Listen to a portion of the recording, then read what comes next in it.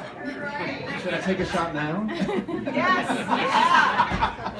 Shot. So I did write something, but I'll try to keep it not too long. I just wanted to explain how the chamber came about and my involvement in the area and how I got here. So first of all, thank you. Thank you for the honor. Basically, when I first came to Barryville in 1997, I knew nothing about this area. I just happened to pick up the Catskill Real Estate Guide and found the listing for the church where I live up on the hill. And basically the listing said, you can ring your own bell. And I was there. So I was in my naive 20s. I had no idea about investing in an area, like financially, time-wise, energy-wise. I knew nothing. But I did see like I was drawn, to the potential of the church building as well. I saw great potential in the raw beauty and of Barryville. So I basically started my renovations on the building. I knew no one in the area. So I slowly started meeting local people.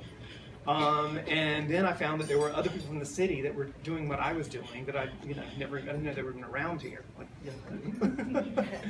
However, when I was back in the city and I would speak of this area, no one knew what I was talking about. I think people just didn't really know so much, like the Catskills weren't getting that much press then. So flash forward a couple of years, more energy was kind of coming to the Barryville area, and a group of friends that I had met up here, whether it was that we were all just getting a little bored or couldn't sit still, or we were just noticing the opportunity, we started thinking beyond like our homes and started thinking about doing businesses in Barryville.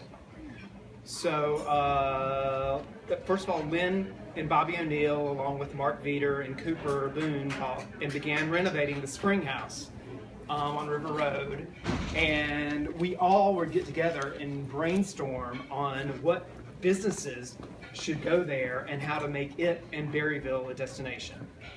I, along with a few other partners, started Spruce.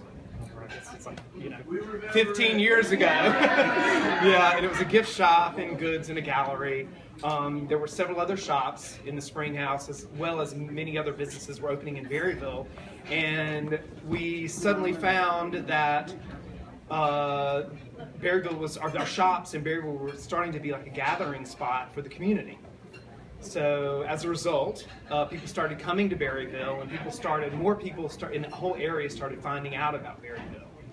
So, the word spread, and also during this time I had a break in my film career, and I decided to get my real estate license. So I wanted to promote and actually sell the area, and luckily McKean took me on, and I was selling real estate up here for a little while. And that was great. And it was also during this time that a small group of the local businesses, we decided that we wanted to create some kind of organization to promote Barryville. So we had the first meeting at my house, and basically the chamber was born. From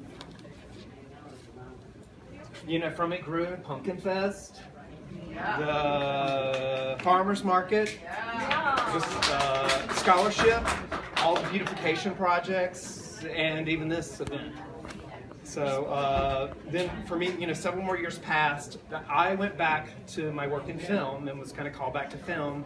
And unfortunately, I was on the road a lot, and I, wasn't here, but the chamber moved forward and everything progressed and thrived and changed and kept going.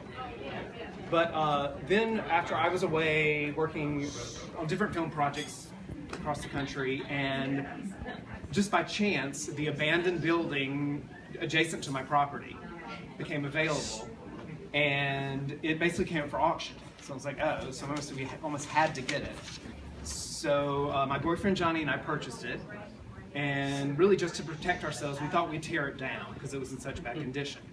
However, after we got the estimates to tear it down, they were so high that we were like, what are we going to do with this building? So after much deliberation and many ideas, the Stick It In was born. And it came from Johnny's and my idea that a clientele did exist. That would be enticed by our proposed facility and the wonderful eclectic attractions and beautiful scenic charm of our area. So luckily we were right, and with the help of a state grant administered by the Sullivan County Planning Department, our business is growing and flourishing. Then we opened the store with a partnership with a new juice last year and August Acres this year. And we're very excited to expand and continue to grow. And I hope you all will come and visit our shop. It'd be great. So I want to deeply thank all the local businesses that support Stick It In. And I think you all know who you are. I truly appreciate your support. So, but I do believe there are many ways Barryville can flourish and grow in the future. However, I believe we must take special care in preserving and stewarding our area and our community.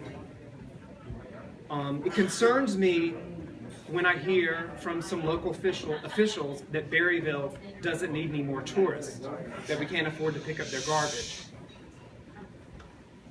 In my opinion, we, as a community, can't afford to not have more tourists. Like, I don't understand, what other industry do we have? Tourism has been and should be the heart of our economy.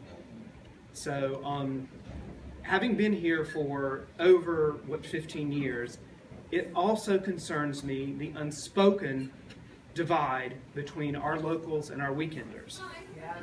We all live here. We all pay taxes, and we all love the area. Yes. We may disagree on many things, but we are part of one community, like it or not. Very good.